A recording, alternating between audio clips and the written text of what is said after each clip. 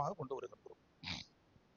போன வாரத்தில் பார்த்தீங்க அப்படின்னு சொன்னா, படைப்புகளுக்கு இடையே கூட்டு சார்பு, படைக்கப்பட்ட படைப்புகளிலே ஒன்றிணைப்பு, இதை போன வாரம் பார்த்தோம். நம்ம இந்த வாரம் என்ன சொல்றாரு அப்படின்னா, படைப்புகளின் சீரழிவு. படைப்புகளோடு ஒன்றிணைன்னு சொல்லிட்டு போன வாரம் தலைப்பு. இந்த வாரம் என்னன்னா, படைப்புகளின் சீரழிவு. படைக்கப்பட்ட படைப்புகளை மனிதன் என்ன பண்றான்? சீரழித்துக் கொண்டிருக்கின்றான். அதனாலதான் நான் ஃபர்ஸ்ட் பாடல் நான் பாடினேன். என்ன பாட்டு பாடினேன்? மறந்து போச்சு பாருங்க. நிகரே இல்லாத சர்வேஸ் அந்த பாட்டுல பாடும் பொழுது அதுல பலவிதமான வழிபாட்டின் தன்மைகள், ஆணுடைய படைப்புகள் அதுல வரும். உலகப்புற காரியங்களில் போவாங்க. இரண்டாவது பாடல் எல்லா விதமான இயற்கைகளையும் மனித உறவுகளையும் வைத்து நான் பாடின பாட்டு நான். ஆகவே ஆண்டவராய் கடவுள் படைப்புகளை நம்ம கொடுத்ததற்கு காரணமே அவைகளை நாம் சீரழிக்க கூடாது. இன்றைக்கு எப்படி இந்த படைப்புகள் சீரழிந்து கொண்டிருக்கிறது? கடவுள் படைத்த படைப்புகளை மனுஷன் இன்றைய காலகட்டத்தில் அசட்டை பண்ணுகின்ற நிகழ்வுகளை நாம் பார்த்து கொண்டிருக்கின்றோம். ஆகவே படைப்புகளை ஏற்றுக்கொள்ள கடவுளை ஏற்றுக்கொண்டு செயல்பட அழைக்கப்படுகின்றோம். படைப்புகளை நாம் சீரழிக்க கூடாது அப்படின்னா கடவுளை ஏற்றுக்கொண்டு கடவுளுடைய வழிபாட்டின் அடிப்படையிலே செயல்பட அழைக்கப்படுகின்றோம். ஒரு ஆமென் சொல்லுங்க. படைப்புகளை சீரழிக்க கூடாது அப்படின்னா நம்ம கடவுளை ஏற்றுக்கொள்ள வேண்டும், அவருடைய சிந்தனையிலே செயல்பட வேண்டும். அப்பதான் படைப்புகளை நாம் சீரழிக்க முடியாது. இது கடவுளால் உருவாக்கப்பட்ட பொருள். இப்ப நம்முடைய தகப்பன் ஒருவன் ஒரு காரியத்தை ஏற்படுத்துகின்ற, படைக்கின்ற, உருவாக்குறார் அப்படின்னு சொன்னா அதை பிள்ளை அடிப்பானா? மற்றவங்க அழிச்சா கூட என்ன பண்ணுவான்? எங்க அப்பா உருவாக்குன்றது சொல்லுவாங்களா, சொல்ல மாட்டாங்களா? அப்போ கடவுளால் படைக்கப்பட்ட நம்ம தகப்பனால உருவாக்கப்பட்ட படைப்புகளை சீரழிப்பதற்கு நாம் இருக்கக்கூடாது. ஆகவே தான் படைத்த படைப்புகளை நாம் எப்படி பேணி காக்க வேண்டும் என்பதை கடவுள் நமக்கு அருளுரை வழியாக வெளிப்படுத்துகின்ற நிகழ்வை தான் லூக்கா சுவிசேஷத்துல இயேசுநாதரே பேசுகின்றார். அவரே தன் வாய்மொழியால பேசுகின்றார்.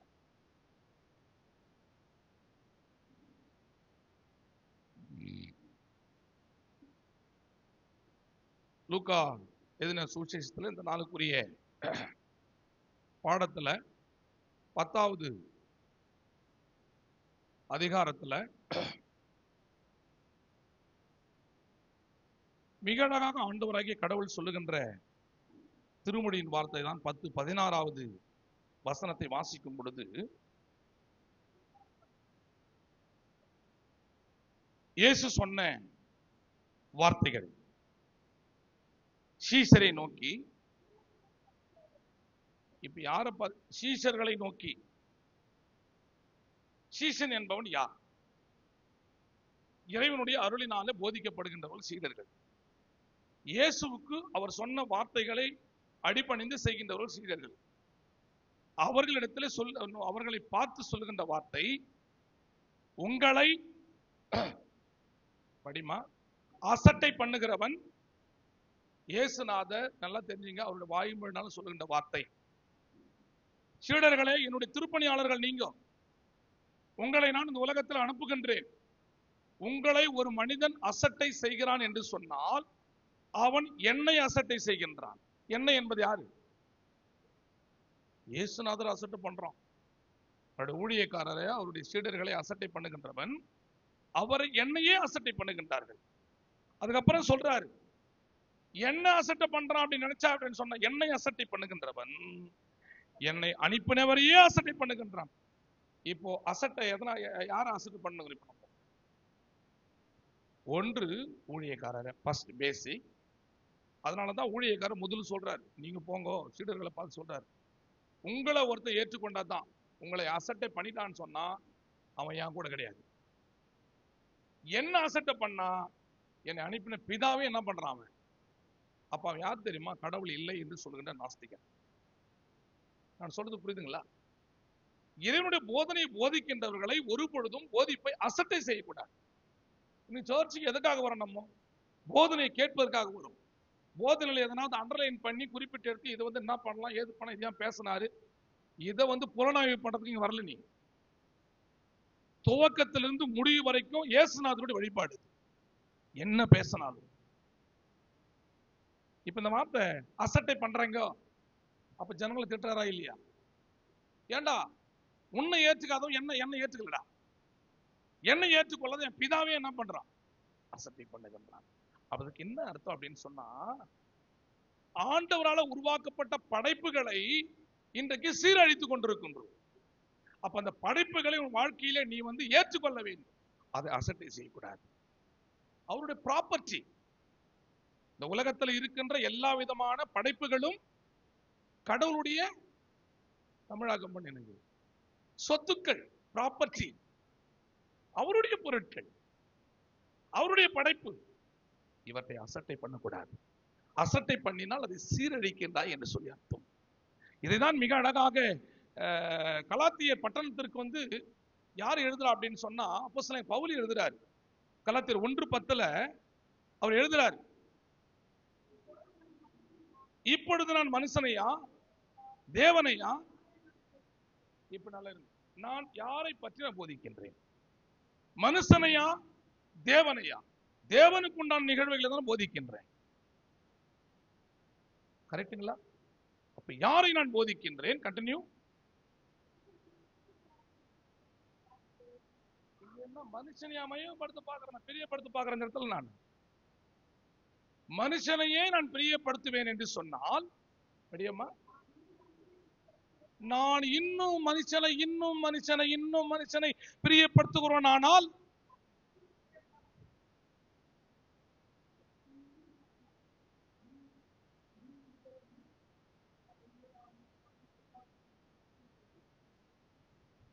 யாரை பிரியப்படுத்துகின்றேன்?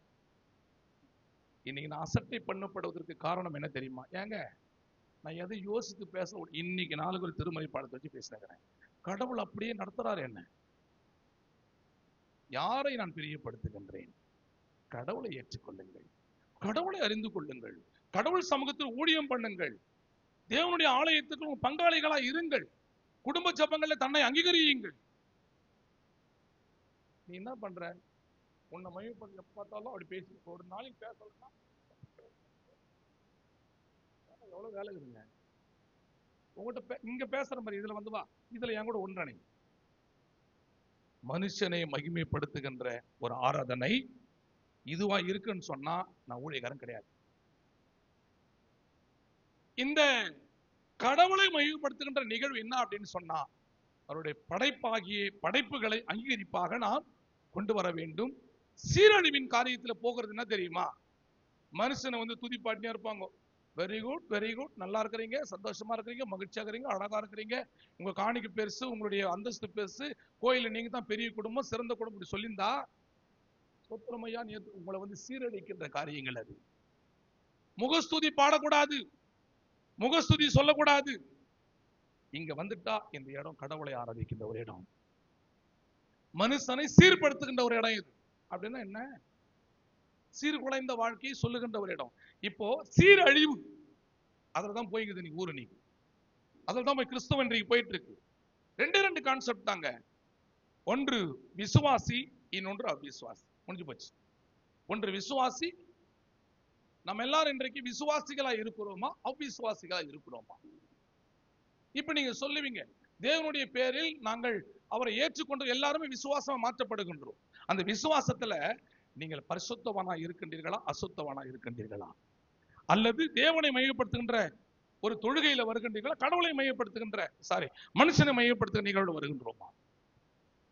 யாரை? நான் நேத்து கூட ஒரு சில சகோதரிகள் சொல்லிக் கொடுத்தேன், நான் அல்ல, நான் இயேசு அல்ல, இயேசுவின் வார்த்தையை போதிக்கின்றவன். இயேசு பிடிச்சிங்கோ, இயேசு பாருங்க, அவரை பார்க்கின்றவர்கள் இந்த வார்த்தையை ஏற்றுக்கொள்வாங்க. உண்மையா கடவுளை நீ ஆராதிப்பது உண்மை, கடவுளின் உள்ளத்தில் இருப்பது உண்மை என்று சொன்னால் அவரால் அனுப்பப்படுகின்ற ஊழியக்காரனை அசட்டை செய்யாதே. இது ஆண்டுடைய படைப்பு, இந்த வார்த்தைகள் ஆண்டுடைய படைப்பின் வார்த்தைகள். ஆகவே யாரை நான் பிரியப்படுத்துகிறேன், யாரை நாடி போதிக்கிறேன்? நான் மனுஷரை பிரியப்படுத்துவேன் என்றால் நான் கிறிஸ்துவின் ஊழியக்காரன் அல்லவே. ஆகவே சீரழிக்கின்ற காரியங்களை மனுஷன் பிரியப்படுத்துகிறவனாய் இருக்கும் பொழுதுதான் மனுஷனை பிரியப்படுத்துவான். சீர்திருந்துகின்ற காரியங்களை செய்கின்றவன் கடவுளை மகிமைப்படுத்துவான். கர்த்தருடைய வார்த்தை பேசும்பொழுது அநேக விரோதங்கள் வருது. அதான் நேற்று ரீடிங்ல பார்த்தீங்கன்னு சொன்னா மார்க்கு 3ஆம் அதிகாரத்துல கடவுளை எப்படியாவது குறை சொல்லணும், அவர் செய்யற உபதேசங்களை எப்படின்னா குறை கண்டுபிடிக்கணும் அப்படின்ட்டு 2ஆம் அதிகாரத்துல தொடங்கி சொல்றாரு. ஓய்வு நாள் கடவுள் ஓய்வு நாள்ல நீ எதையும் செய்யக்கூடாது என்று சொல்லி அங்க வினாக்கள் எழும்பும் பொழுது ஆண்டவராய் கடவுள் பதில் கொடுக்கிறார் அவங்களுக்கு. ஏன்பா ஓய்வு நாள் மனிதர்களுக்காக ஏற்படுத்தப்படவில்லை. கரெக்டா சொல்லுங்க எனக்கு நல்லா தெரிஞ்சுங்க. ஓய்வு நாளுக்காக மனுஷன் உண்டாக்கப்படவில்லை, இந்த நாள் தான் உங்களுக்காக உண்டாக்கப்பட்டிருக்கிறது. ஆனா என்னடா இவர்கிட்ட எதுவுமே பேச முடியல நம்மளால. இந்த நாள் தான் உங்களுக்காக ஏற்படுத்தப்பட்டிருக்கு, அதனால நாளுக்கு நீங்க ஆயத்தமா வந்துடணும். இதை முடிச்சுட்டு உடனே இதுல தப்பிச்சுட்டா இருந்தாலும் வெளியில பேசுறாரு, வெளியில அவுட்ல பேசுற. அப்ப இவர் என்ன பண்ண முடியல, குறை கண்டுபிடிக்க முடியல. நீ முடிச்சுட்டு எங்க வருவ, நீ கோயிலுக்கு வருவில்ல. அப்பதான் இந்த 3ஆம் அதிகாரத்துல 1ஆம் வசனத்துல சொல்றாரு, மறுபடியும் ஆண்டவர் தேவாலயத்தை என்ன பண்ணாரு, குறை கண்டுபிடிக்கிறது பார்த்தல்ல, நான் மறுபடியும் வரவா எல்லாம் போயிடும்னு சொல்லி பார்த்தாங்க. வெளியே 10 மணிக்கு பிரசங்கத்துக்கு கூப்பிட்டுருக்காங்க, அதை அவாய்ட் பண்ண நான் வெளியே போன நினைச்சேன், நான் பார்த்துடுறேன். மறுபடியும் தேவாலயத்தில் ஏசு நீ குறை தானே கண்டுபிடிக்க வர, நீ கண்டுபிடி அப்படின்னு சொல்லிட்டு உள்ள வராரு. அங்கே சூம்பின கையுடையவன் கை முடக்கத்தோடு மாற்றுத்திறனாளி ஒருவன் ஆலயத்தில் உட்கார்ந்துட்டு இருக்கிறான். இப்போ இயேசுநாதருடைய வேலை என்ன வேலைன்னு இவன் தெரிஞ்சு போச்சு. யாருக்கு குறை கண்டுபிடிக்க வரான் பாரு கோயில்ல. இயேசுநாதர் கூடவே இருந்துகிட்டு யூத குலத்தின் இஸ்ரேல் மக்கள் ஆகிய ஒரு எப்படி சொல்ற போன் கிறிஸ்தவன் என்று சொல்கின்ற அடிப்படையில் பழைய ஏற்பாட்டை கடைபிடித்து இதுல குறை கடைபிடிக்கலான்னு சொல்லிட்டு இவர் எதையும் மடக்க முடியல, இதுல மாட்ட வைக்கிறாங்க. இவருடைய வேலை என்ன வேலை, எங்க போனாலும் சுகப்படுத்துறாரு. இங்க சூம்பின கையோட ஒருத்தவானுங்கிறான். இவனை என்ன பண்றாரு பார்க்கலாம். இன்னைக்கு ஓய்வு நாள், இன்னைக்கு சுகப்படுத்தினா குற்றம் பார்த்துடலாம் அப்படின்ற மாதிரி அப்படி விழிப்பா பார்த்துனுங்கிறான். அப்போ இம்மா வாசியம்மா அப்புறமா கண்டினியூ படிங்க. சொஸ்தமாக்கினால் அவர் மேல், நல்லா தெரிஞ்சுங்க, கோயில்ல நன்மை செய்தா அவர் மேல என்ன பண்ணலாம், குற்றம் சாட்டலாம் என்று சொல்லி ஹலோ ஹலோ ஹலோ நோக்கமா இருந்தான். எப்போ மாட்ட போறாரா பார்க்கலாம். பிரசங்கம் தானே பண்ணுகிறாரு, ஏதாவது ஒரு வார்த்தை மாட்டுமா. நான் ஒரு புரிந்து கொள்ளுதலுக்காக குடும்பத்துல வார்த்தையை சொன்னா எவ்வளோ நல்ல வார்த்தைகள் ஆசை வார்த்தையெல்லாம் பேசுறான், பித்த புடிச்சுக்கிறாங்க. என்னன்னா இவன் வகத்தேடுறான், எதெல்லாம் மாட்ட போறான் இவன் அப்படின்னு வகத்தேடுக்கிறான். என் வாழ்க்கையில நடக்கிறத அப்படியே சாமி பைபிள்ல காட்டுறாரு. வகை தேடிக்கொண்டு இருந்தான். இந்த வகை தேடுறத ஏசுநாதர் அறிஞ்சு வச்சுக்கினார். அப்புறம் என்ன தெரியுமா பண்றாரு ஏசுநாதரு, நீ இத்தானே என் மேல குறை கண்டுபிடிக்க விரும்புற, இத பாரு நான் பண்றேன் பாரு, படிமா. அப்பொழுது சூம்பின கையுடையவனை மனுஷனை நோக்கி, எப்பா உன்னை வச்சு எனக்கு குறை கண்டுபிடிக்க என்ன வேற மாதிரி பண்றதுக்கு நினைக்கிறாங்க. யார? சூம்பின கையுடையவன் யார் தெரியுமா? அவன் தான் புறந்தள்ளப்பட்டவன், அவன்தான் உலகத்தால அருவருக்கப்படுகின்றவன். அவன் கோயில்ல உட்காந்துக்கிறான். நான் உங்ககிட்ட நான் வந்துடுறேன், உனக்கு நன்மை செய்யறேன் நான். அப்ப ஏழை எளிய மக்களுக்கு இறைபக்தியில் வளர்க்கப்படும் பொழுது, அவர்களை கடவுளுடைய அன்பிலே சேர்த்துக் கொள்ளும் பொழுது, தேவாலயத்தில் புறந்தள்ளப்பட்டவர்களை எழுந்து நிற்க வச்சு இவர்கள் ஊழியத்தை செய்கின்றார்கள் என்று சொல்லி பாராட்டும் பொழுது என்ன பண்றான், குறை கண்டுபிடிக்க தேடுகிறான். நான் சொல்றது புரியுதுங்களா? நான் ஊழியம் பண்றான் இவன் என்ன ஒருங்கிணைப்பாளர் போட்டு இவங்களை இப்ப இவங்க என்ன பண்றாங்க, குறை கண்டுபிடிக்க தேடுறாங்க. ஏசுநாதர் ரொம்ப பியூட்டியா யோசித்து கண்டுபிடிப்பாங்களாம். அவன் வகை தேடுகின்றதை பார்த்து அந்த புறந்தள்ளப்பட்டவனை, நோய் உள்ளவனை, உடல்நாள சுகமீனமா இருக்கின்றவனை, மனிதர்கள் நேசிக்கப்படாத, திருச்சபை ஏற்றுக்கொள்ளாத ஒரு மனிதனை கோயிலுக்கு நடுவில் நிறுத்துறாரு.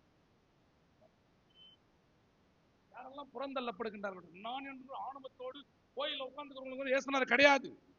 பெருமை உள்ளவர்கள் கடவுளை எதிர்த்து நிற்கின்றார், இருமாப்புள்ளவர்களை கீழே தள்ளுகின்றார், பலவீனமானவர்களை கர்த்தர் உயர்த்துகின்றார். எத்தனை பேர் விசுவாசிக்கிற இந்த வார்த்தையை? ஆமா. அதனால கோயில்ல வந்து ஒரு சொல்லுங்களை பாராட்டினா அவங்க பேரு சொல்றேன்னா நான் என்ன பண்ண முடியும்?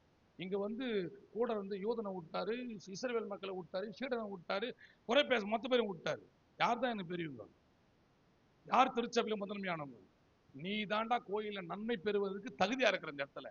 அதனால இவங்க மத்தியில் ஏந்திரல நீ. அதனாலதான் புதிய புதிய ஆத்துமாக்கள்லாம் கோயிலுக்கு வரும் பொழுது நான் அவர்களை பாராட்டுகின்றேன். எனக்கு ஒரு பெரிய மகிழ்ச்சி பாருங்க, எனக்கு மகிழ்ச்சி பாருங்க. இந்த ஊழியத்தில் இவ்வளவு பேர் கலந்துக்கிறாங்களே. பூனை கண்ணை முடிக்கிச்சன்னா பூலோகமெல்லாம் இருந்து போச்சுன்னு நினைக்குமா? அதனால நீ வரல, நீ எதுவும் ஊழியத்தை கலந்துக்கலன்னா என்ன ஊழியம் செய்யாம இருக்க முடியும்? எனக்கு கொடுக்கப்பட்ட ஊழியம் நான் நிறைவேற்றியே ஆகுவேன், நான் நிறைவேற்றுவேன். இல்ல கர்த்தர் என்கிட்ட கணக்கு கேட்பாரு. நீ பேசாவிட்டால் வசனத்தை சொல்லுங்க பார்க்கலாம். கல்லுகள் பேசும். கழுது கூட கத்தும். கத்தரை கைது கூட விட்டுரு. நீ பேசாவிட்டால் இந்த கல்லுகளை பேச வைப்பேன், சோவரை பேச வைப்பேன். அப்ப நான் பயப்பட இல்லையா கடவுளுக்கு? நண்பிற்குரிய மக்களே, புறந்தள்ளப்பட்ட திருச்சபை ஏற்றுக்கொள்ளாத ஒரு மனிதனை நடுவே நில் என்று சொல்லி நிறுத்தி அவர்களை பார்த்து எவர்களை பார்த்து உரை கண்டுபிடிக்கலாம்னு சொல்லிட்டு இருந்தாங்க பாரு. அவங்கள பார்த்து ஓய்வு நாளில் அப்படியம்மா அவங்கள பார்த்து கேள்வி கேட்கிறாரு. இவன் கேட்டான்ல கேள்வி, நீ ஓய்வு நாள் எப்படி செய்யலாம்னு கேள்வி கேட்டான் பாரு. சாமி சொல்லிட்டாரு, ஓய்வு நாள் மனிதனுக்காக தான் ஏற்படுத்தப்பட்டிருக்கிறது. அங்க பதில் இதுக்கு வந்து சொல்ல முடியல. அதனால இப்ப கேட்கிறாரு கேள்வி. ஏண்டா கோயிலுக்கு வர என் மக்கள் எதை நம்பி வராங்க கோயிலுக்கு? ஆசீர்வாதத்தை பெற்றுக் கொள்வதற்காக வராங்க, நன்மைகளை அடைவதற்காக வராங்க. அதனால ஓய்வு நாள்ல படியம்மா நன்மை செய்வதோ தீமை செய்வதோ ஜீவனை காப்பதோ அழிப்பதோ சொல்ல மாட்டாங்க. கோயிலுக்கு வந்து ஒருத்தனை சாவடிக்கிறது நியாயமா? கோயில்ல ஒருத்தனை ஜீவனோட எழுப்புறது நியாயமா? நன்மை செய்யறது நியாயமா? தீமை செய்யறது கோயில நியாயமா?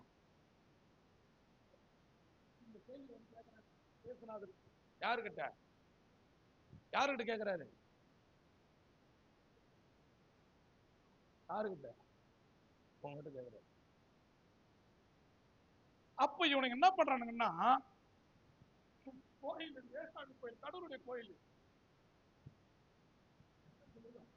நம்ம தான் கோயில் சொல்லிட்டோம்னா என்ன பண்றாரு? அவனுக்கு கையை கொடுத்துருவாரு. கோயில்னால செய்யக்கூடாது. அதனால இவர்கள் என்ன பண்றாங்கன்னு சொன்னா பேசாமல் அமைதியா இருந்தாங்க. கரெக்டா? அப்படிதான் நம்ம சொல்லுது, பேசாமல் இருந்தார்கள். நிறைய பேர் என்ன பண்றாங்க, இன்னைக்கு பேசுறவங்களை நம்பிடலாங்க, உள்ளத்துல ஒண்ணுமே வச்சுக்காம ஒற்றவங்களை நம்பிடலாம். இன்னைக்கு ஓம ஊரை கெடுக்கும், ஆமா ஆத்து கெடுக்கும். என்னதான் பேசணும் கம்முன்னு போயிட்டு ஓம் பின்னாடி வந்து குறை பேசி நடக்கிறான். இவெல்லாம் பின்னாடி குறை பேசுறாள். பேசாம நம்பர் ஊழியக்காரன் முன்னாடி, இயேசுநாதர் முன்னாடி, கோயில்ல வந்து என்ன நடந்தாலும் இங்க பேச மாட்டான். கட்லு போட்டு 5 பேர் 6 பேர் ஒன்னா கூடி பேசுகிறான். காரணம் இல்லாமல் பகைக்கின்ற கூட்டம் மாறிக்கொண்டிருக்கிறது. இவர்கள் பேசாமல் இருந்ததை இயேசுநாதர் பார்க்கிறாரு. பார்த்துட்டு அடுத்த வசனத்துல பேசுறாரு. என்ன பண்றாரு பாருங்க படியம்மா. இவங்க ஏன் பேசாம இருக்கிறாங்கன்னா,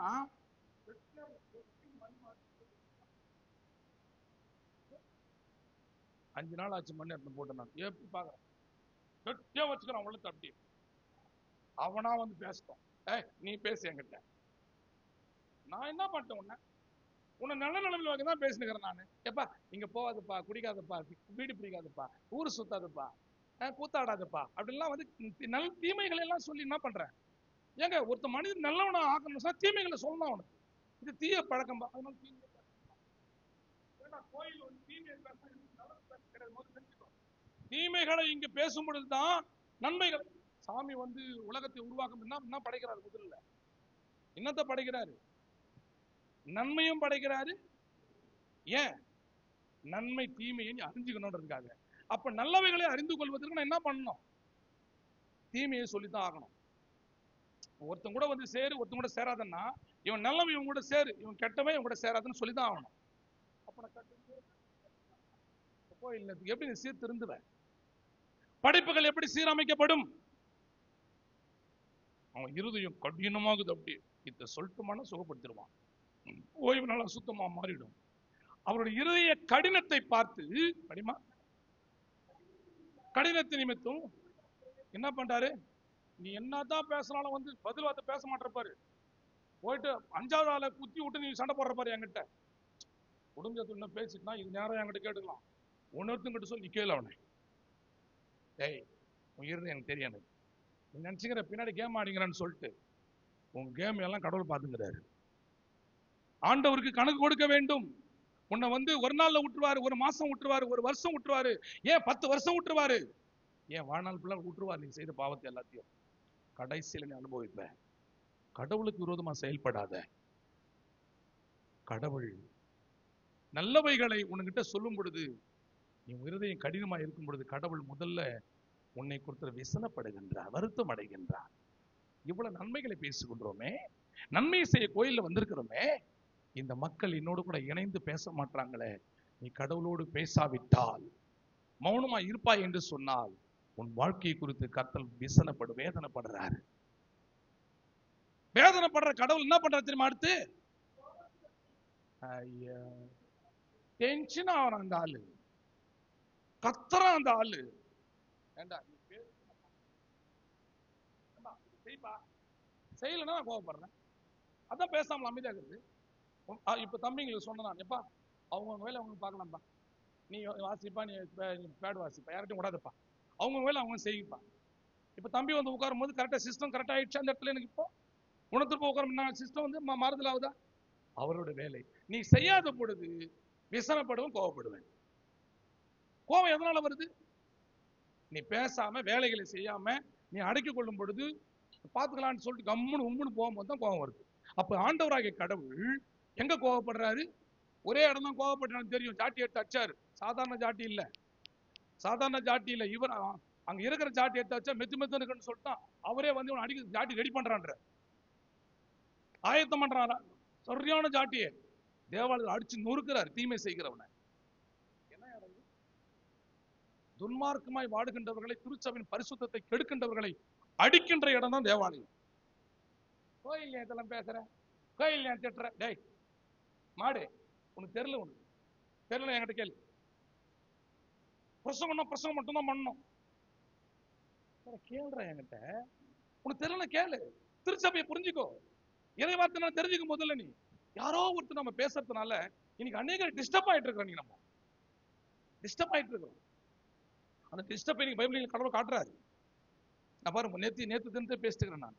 அப்போ ஆண்டவராய் கடவுள் உன் மேல வெசனப்படுறார். நீ பேசாமல் அமைதியா இருக்கும் பொழுது கோபப்படுகின்றார். கோபப்பட்டு மிராக்கல் பண்ணும் பொழுது ஆண்டவர் கோபப்படுறார். நல்லா தெரிஞ்சுங்க, கோபத்தோட இவனுங்கெல்லாம் பார்த்து எதுலடா ஏமா படிமா அந்த வசனத்தை படிச்சு முடிச்சுது. அந்த மனுஷனை நோக்கி உன் கையை நீட்டேன். இல்ல அதுக்கு முன்னாடி என்னமா சொல்றாரு? விசனமோ, இந்த விசனத்தோட கோபத்தோடு தான். ஏய் ஏந்திரு, புரியுதா உனக்கு? நேற்றா கையை பார்த்துக்கலாம், எவன் குறை கண்டுபிடிக்கிறான்பா. இப்படிதான் என்ன பண்ணிட்டு போற ஏசுநாதர். ஒரு ட்ரீம் வச்சுக்கலாம் அந்த இடத்துல. நம்ம அவன் வந்து எதிராளி வந்து குறை கண்டுபிடிக்க அவனுக்கு முன்னாடி வந்து, ஏய் அவனெல்லாம் பாக்குறான், இப்படிவா மடப்பாவா, ஸ்கிரீன் போடு, கை நீட்டு, இப்படியே சுகப்படுத்துறாரு. அவனெல்லாம் பார்க்க எதுனால நான் பாத்துக்கிறேன், என்ன குறை கண்டுபிடிக்கிறான்னு சொல்லிட்டு. அப்போ எழுந்து நெல் என்று சொல்லி அவன் கையை நீட்டு சொல்றாரு. நீட்டுகின்றான், அந்த கை மறு கையை போல மாறுகின்றது. இப்ப பாக்குறான், அட்டே நம்மளால பதில் சொல்ல முடியல. இவர் ஓய்வு நாள் என்ன பண்ணிட்டாரு? இவரு சுகப்படுத்திட்டாரு. அதுக்கடுத்து என்ன பண்றான் தெரியுமா? படியம்மா.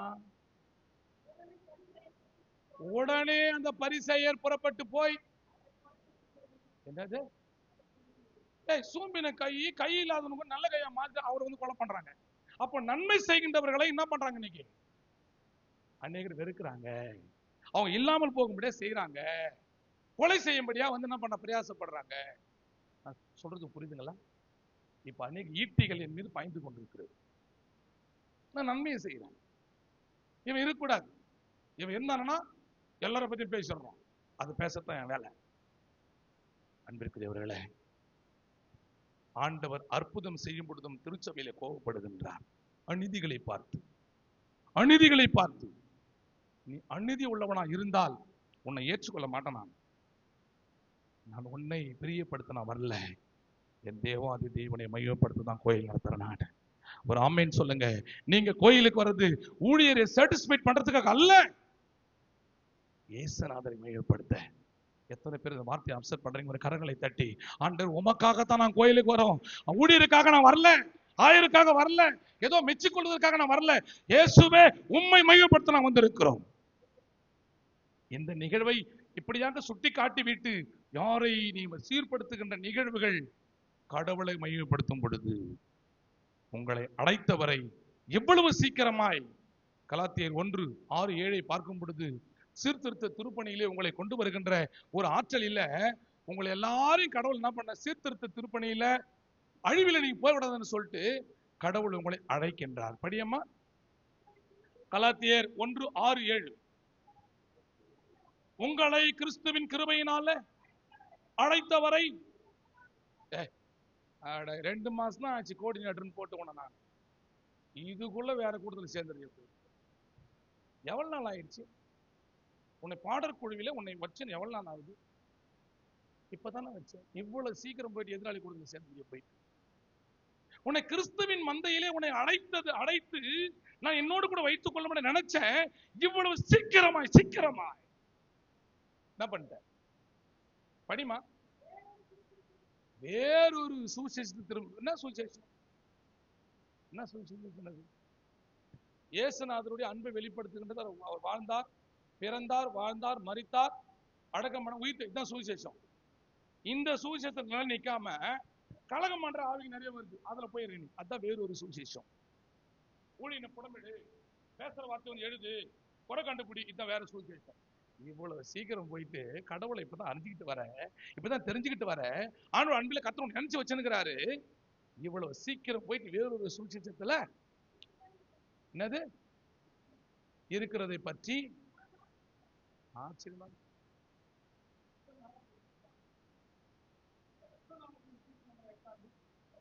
இந்த ஒன்றரை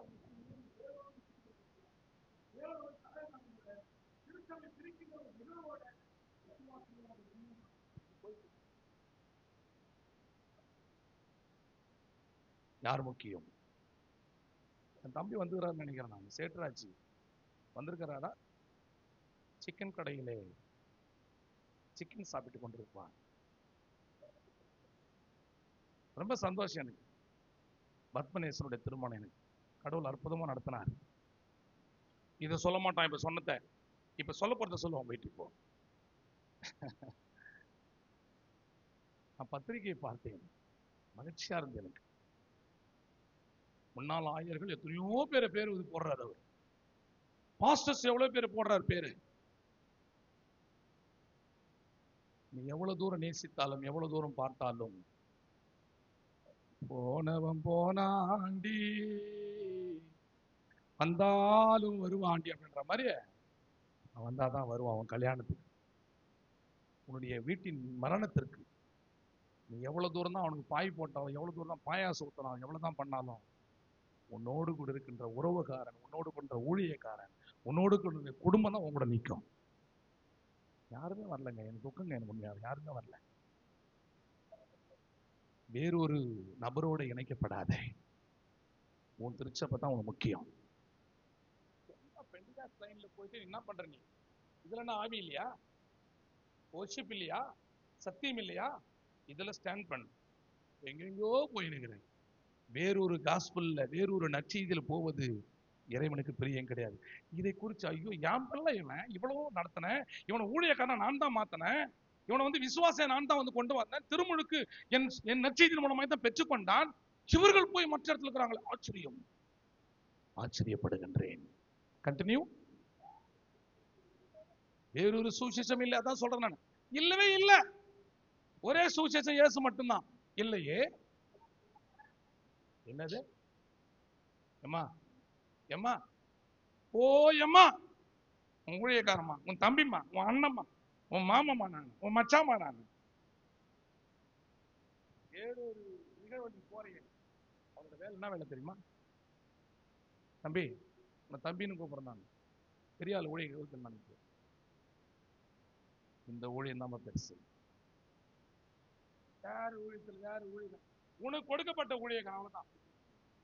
இந்த சூழ்ச்சி இவன் சொல்ற வார்த்தையில நிலைச்சிருந்தாதான் நல்லா இருக்கும். இல்லைன்னா வேற நச்செய்தியில போற வேற வார்த்தை கேட்கறேன்னா உன்னை அநேகர் என்ன பண்றாங்க? நான் எழுதுல பேரா எழுதி எனக்கு நடந்த நிபந்தனைகள் புரிஞ்சு பேரா எழுதுது. நீ வேறு வார்த்தை உன்னை கலகம் பண்றான். That is correct? Yes or no? நீங்கள் கலகக்காரர்கள் அல்ல. என் திருச்சபை மக்கள் எல்லாருமே யார் தான்? நான் தைரியமா சொல்ல, நீங்க சொல்றீங்களா? இப்போ நீங்க நல்லவர்கள், நீங்க எல்லாம் நல்லவங்க. என் விசுவாசத்துல, என் அன்பில, என் இறைவத்தை நிலைச்சிருக்கிறவங்க. வேற ஒருத்தன் தோன்றான், ஒரு தம்பி என்கிட்ட கேள்வி கேட்கறான், அவனா கேட்கறான்னு பார்த்தா நீ ஏன் கேட்டா வந்து கலகம்ல பேசிக்கிற? உனக்கு வந்து கேளு, உனக்கு கேட்க சொன்னா பாரு, கேட்க சொன்னா பாரு.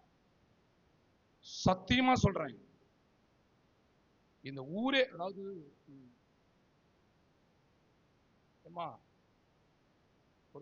ஒரு மனுஷன் தாவீதுக்கு விரோதமா நாத்தான் வேலா அவனுடைய மரணத்தை வந்து நாய்கள் எல்லாம் நக்கிடுச்சான். யாருமா?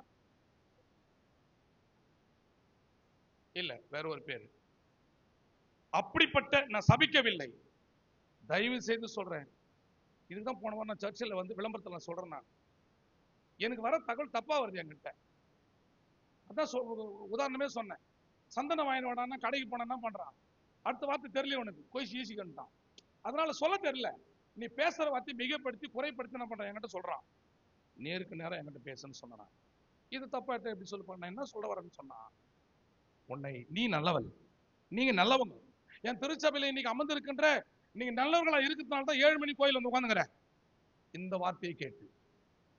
அப்ப என்ன நேசிக்கிறீங்களா இல்லையா? நீங்க எல்லாருமே 100% 100% இறை பார்வையில நீங்க நல்லவங்க.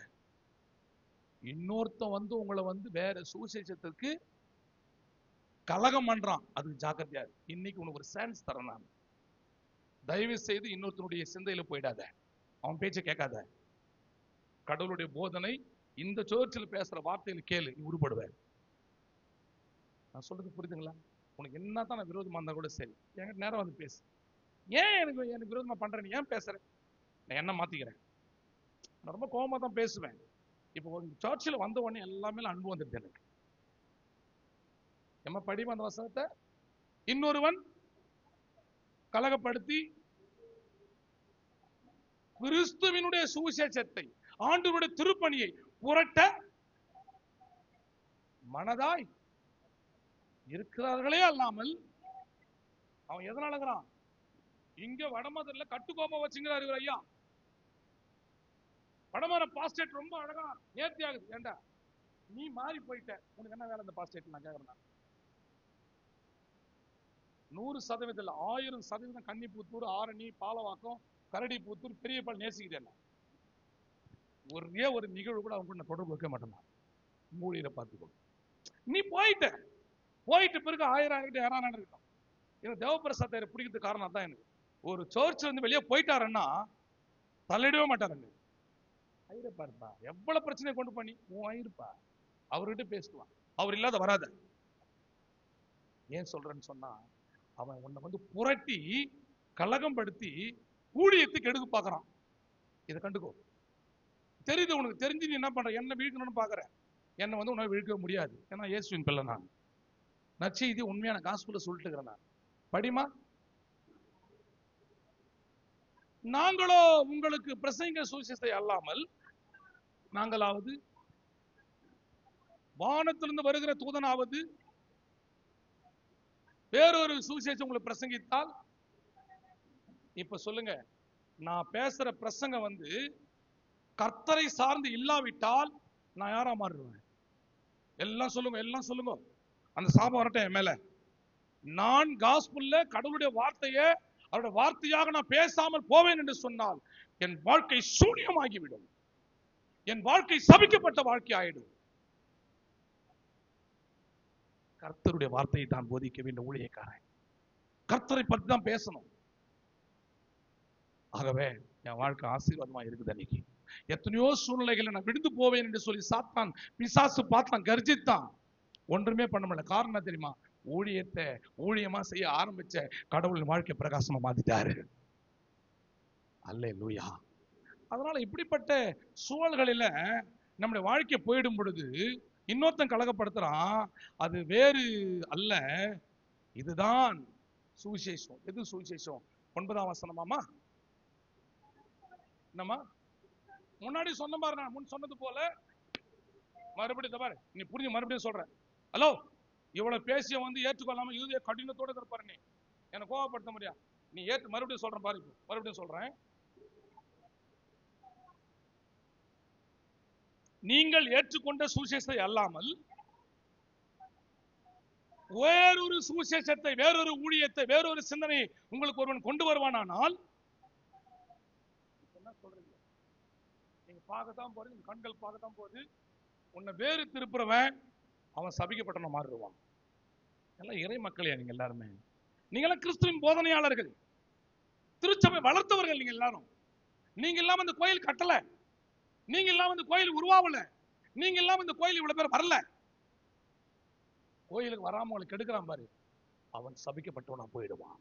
ஆகவே இந்த சபிப்பின் மூலமாய்த்தான் படைப்புகள் இன்றைக்கு சீரழிக்கப்பட்டு கொண்டிருக்கிறது. இறைவனால் படைக்கப்பட்ட படைப்பு மனிதன் சீரழிந்து போய் கொண்டிருக்கிறான். அதைதான் படைப்புகளின் சீரழிவு என்று சொல்லி பார்க்கிறோம். ரைட். இந்த சீரழிவின் மூலமாக போனோம். ரொம்ப சீக்கிரம் முடிச்சிட்டேன் பிரசங்கத்தினால. இன்னைக்கும் அப்படிதான் முயற்சி பண்ணேன். 3 மணிக்கு இருந்துக்கினேன், ஒன்றும் பண்ண முடியல. உட்கார்ந்த மாதிரி பிரசங்கத்துல எழுதும் அஞ்சரை வரல. நான் என்ன பண்றது? எனக்கு தாட் மொத்தம் ஏசுதான். நீ நான் போட்டிருக்கேன், ஒரு பாடல தான் போட்டேன்னு நினைக்கிறேன். ஒரு பாடலை பேஸ்புக்ல போட்டது வார்த்தை நான் போட்டுக்கிறேன். இயேசுவே வாழ்வு, வாழ்வே இயேசு. இயேசுவே வாழ்வு. உலகை நம்பலாமோ? இயேசுதான் வாழ்வு நமக்கு. வேணாப்பா, உலகம் தள்ளுறோம்பா. அல்லேலூயா. திக்கற்ற பிள்ளைகளுக்கு சகாய நீரே அல்லவோ, எக்காலும் துணை அவர்க்கு பக்கபலன் நீரே அல்லவோ, தனிமையான எனக்கு சகாய நீரே அல்லவோ, ஆதரவற்ற எனக்கு அப்பா நிற்பவரும் நீரே அல்லவோ. எத்தனை பேர் இந்த பாடல் வரி உங்களை தொடுது? உலகம் உன்னை கைவிட்டுறமா? இருக்கிற மாதிரி தான் இருக்கும். திக்கற்ற பிள்ளைகளாகிய நாம் கடவுளை போற்றுகின்ற பிள்ளைகளாக வாழ அழைக்கப்படுகின்றோம். உலகம் தள்ளலாம், உறவுகள் தள்ளலாம், திருச்சபை தள்ளலாம், சமுதாயம் தள்ளலாம், நம்பினவர்கள் தள்ளலாம். ஆதரவற்ற எனக்கு நிற்பவரும் நீரே அல்லவோ. அவர் தான் வாழ்க்கையில நிற்பார். அவரை விட சிறந்தவங்க யாருமே கிடையாது. ஆகவே தான் உன்னை இப்படிப்பட்ட சூழல் சீரழிந்து போய் கொண்டிருக்கின்றாய் என்பதை கடவுள் அறிந்து ஏசாயா தீர்க்கதரிசி புஸ்தகத்துல ஏசாயாவின் மூலமாக கடவுள் எழுதுகின்றார். என்ன எழுதுறார் அப்படின்னு சொன்னா, நான் ஒரு திராட்சை தோட்டத்தை ஏற்படுத்தினேன். ஏசாயா 5ஆம் அதிகாரம். சீரழிவு எப்படி இருக்கிறது? ஆண்டவருடைய படைப்பில சீரழிந்து போகிற நிகழ்வுகள் எந்த நிலைமையிலே போய் கொண்டிருக்கிறது? 5ஆம் அதிகாரம் ஏசாயாவில் 1 - 13 வரைக்கும் வாசிக்கும். அதுல பர்டிகுலரா 1, 2 வாசிக்கும் பொழுது, என் நேசருக்கு ஒரு திராட்சை தோட்டத்தை நான் உண்டு பண்ணுவேன். என் நேசருக்கு, என் கடவுளுக்கு ஒரு திராட்சை தோட்டத்தை உண்டு பண்ணுவேன். நீங்க எல்லாம் திராட்சை தோட்டம், அதுல நான் செடி, நீங்கள் அதுல கொடி. அல்லேலூயா. அப்ப திராட்சை தோட்டத்திற்கு சொந்தக்காரர் ஆண்டவராகிய பிதா, அதுல செடியாக இருக்கின்றவர் இயேசு கிறிஸ்து, அதுல கிளைகளா இருக்கின்றவர்கள் நீ நான். அப்போ திராட்சை தோட்டத்தை ஆண்டவர் எதுக்கு ஒப்பிடுறாரு? தோட்டக்காரர் பிதா, இயேசு, இயேசுல கிளைகள். அப்ப எல்லாம் ஒண்ணு. நம்ம பிதாவாகிய கடவுளோட, குமாரனாகிய கடவுளோட நாம என்ன பண்றோம்? இணைந்திருக்கிறோம் என்பதை திராட்சை தோட்டத்தை கடவுள் ஒப்பிடுறார். ஓகே, அதனால சொல்றாரு, நான் என் கடவுளுக்கு ஒரு திராட்சை தோட்டத்தை உண்டு பண்ணி, படிமா, இப்பொழுது நான் என் நேசருக்கு ஒரு திராட்சை தோட்டத்தை உண்டு பண்ணி என் நேசருக்கு ஏற்ற ஒரு பாட்டை பாடுவேன். பாட்டு என்ன பாட்டா இருக்கணும்? மோசேக்கு சந்தோஷமா இன்னைக்கு பாட்டு பாடுறது நல்லா என்ஜாய் பண்ண நான் பார்த்தேன். நான் ஜோசப்பும் மோசேவும் இன்னைக்கு பாடல் ஓர்ஷிப்ல நான் பார்த்தேன் அவங்கள. நான் கடவுளோடு இணைந்து மியூசிக் வாசித்தாங்க. இன்னைக்கு என் நேசருக்கு நான் ஒரு பாட்டை பாடுவேன். பாட்டுமா, என் நேசருக்கு ஒரு பாடலை நான் பாடுவேன். என்ன பாட்டு தெரியுமா? எல்லாம் பாடலாம். புதிய புதிய பாடல் ஒன்று நான் அமைச்சிருக்கிறேன். அழுகின்ற வேளையில ஆதரிக்க யாரும் இல்ல, கண்ணீர் சிந்தும் நேரத்தில உம்மை விட்ட துணை இல்ல. அழுகின்ற வேளையில ஆதரிக்க யாரும் இல்ல, கண்ணீர் சிந்தும் நேரத்தில உம்மை விட்ட துணை இல்ல. ஆதாரமா எனக்கு மட்டும் நீங்க தானையா, அந்த ஆறுதலை கொடுத்து நீங்க தேத்தி நீரையா. ஆதாரமா எனக்கு மட்டும் நீங்க தானையா, அந்த ஆறுதலை கொடுத்து நீ தேத்தி நீரையா. அழுகின்ற வேளையில ஆதரிக்க யாரும் இல்ல, கண்ணீர் சிந்தும் நேரத்தில உம்மை விட்ட துணை இல்ல.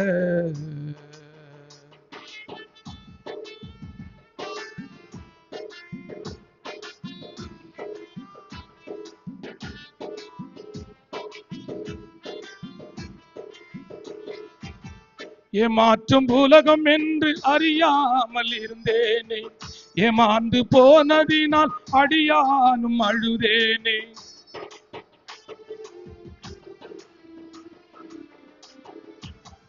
ஏமாற்றும் உலகம் என்று அறியாமல் இருந்தேனே, ஏமாந்து போனதினால் அடியானும் அழுதேனே. உங்களை விட்டா ஒரு நாதி இல்ல, இந்த அடியானுக்கு உம்மை விட்ட வழி இல்ல. உங்களை விட்டா ஒரு நாதி இல்ல, இந்த அடியானுக்கு உம்மை விட்ட வழி இல்ல. ஆதாரமா ஆதாரமா, அழுகின்ற வேளையில ஆதரிக்க யாரும் இல்ல, கண்ணீர் சிந்தும் நேரத்தில உம்மை விட்ட துணை இல்ல.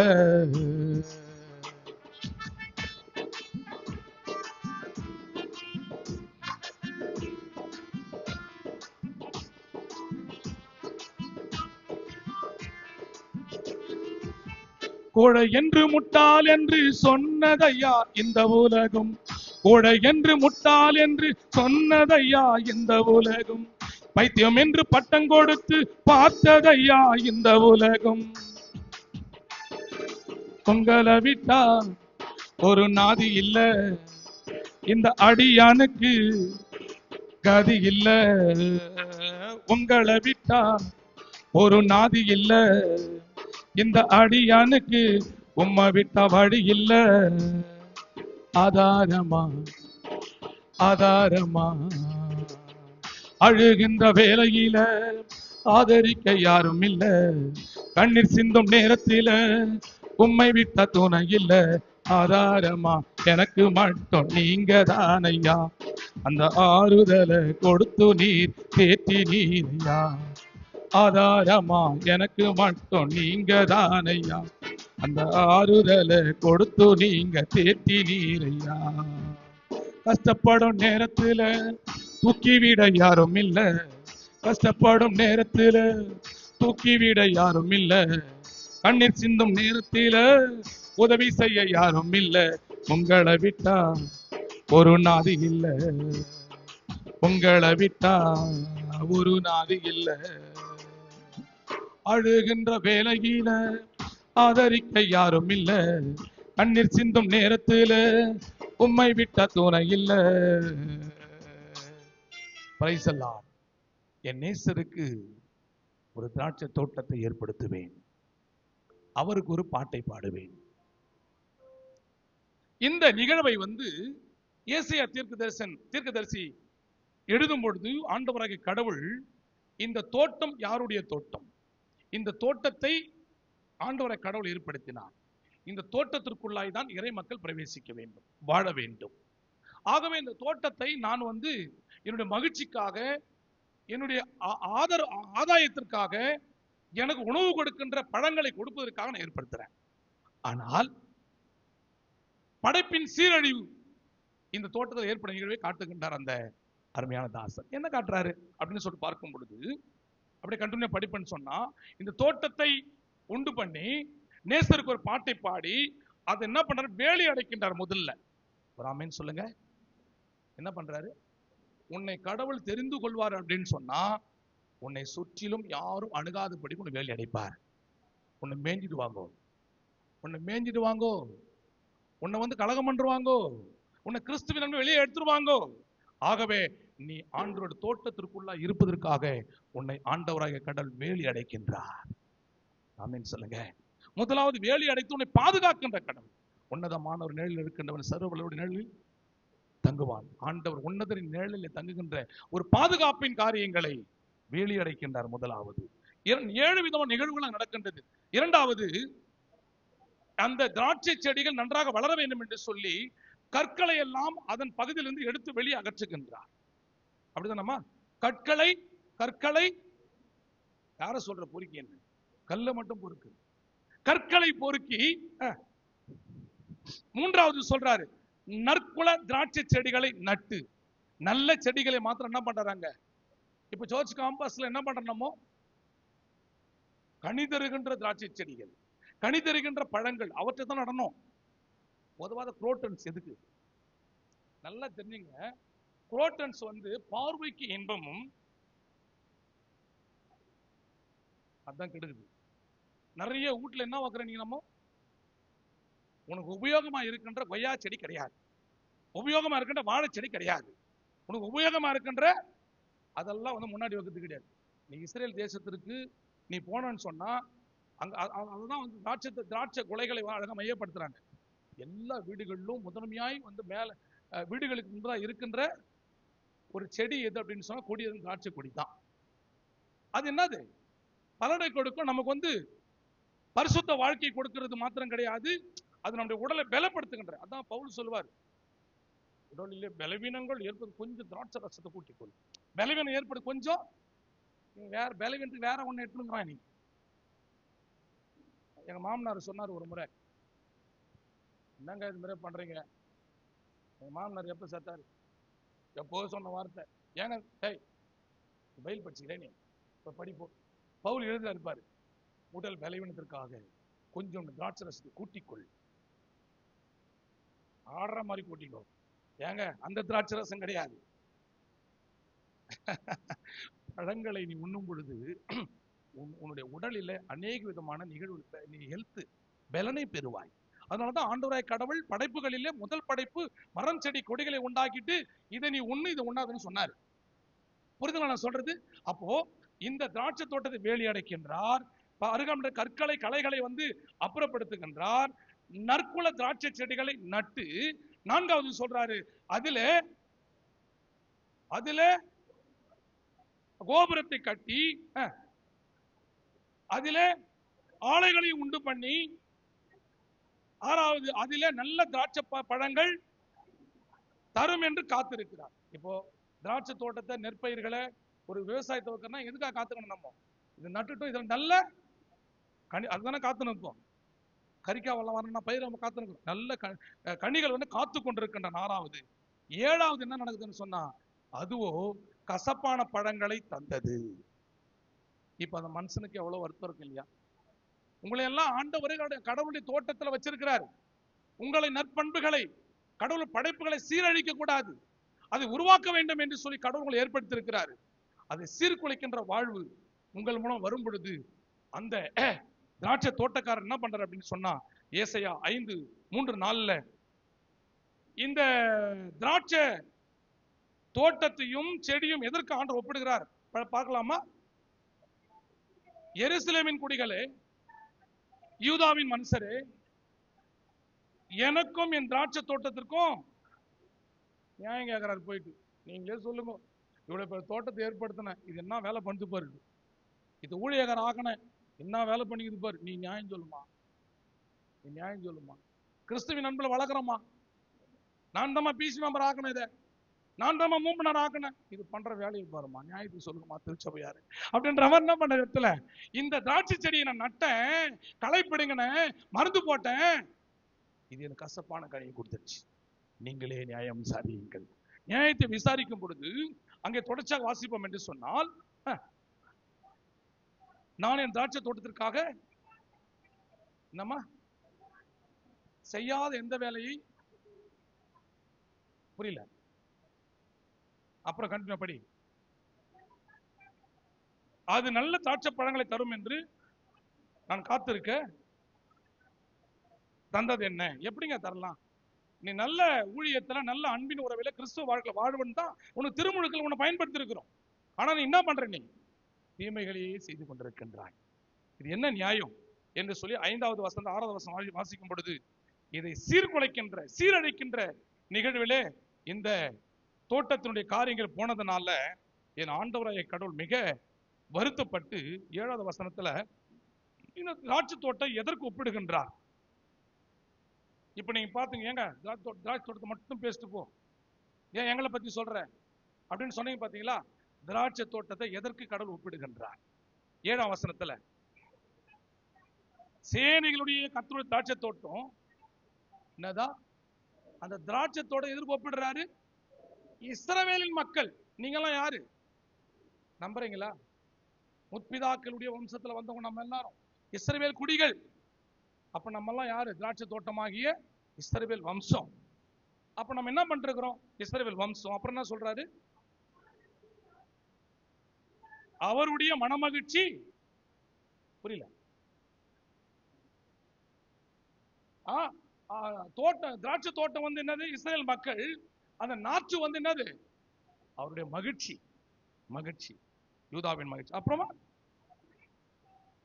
நம்ம காத்திருந்தார், இதோ கொடுமை தான் வந்தது, நல்ல கனிகள் உன் மூலமா கிடைக்கும் அப்படின்னு சொல்லிட்டு காத்திருந்தா உன் மூலமா என்னதான் வருது, கொடுமையும். நெக்ஸ்ட் ஒரு வார்த்தை சொல்லுது, முறைகேடான தன்மைகள் வருது. முறைகேடுன்னு சொன்னா நீங்க வந்து புலனாய்வு பண்ணி 2 நாள் முறைகேடான வார்த்தைகள் எசேக்கியேல் புத்தகத்துல போனீங்கன்னு சொன்னா 28ஆம் அதிகாரத்துல சொல்லு முறைகேடான நிகழ்வுகளை குறித்து. அப்போ உன் மூலமா கடவுள் படைப்பைகளை படைத்து நல்லவைகளை எதிர்பார்க்கின்றார், சுவை தருகின்ற திராட்சை கொலைகளை எதிர்பார்க்கின்றார்.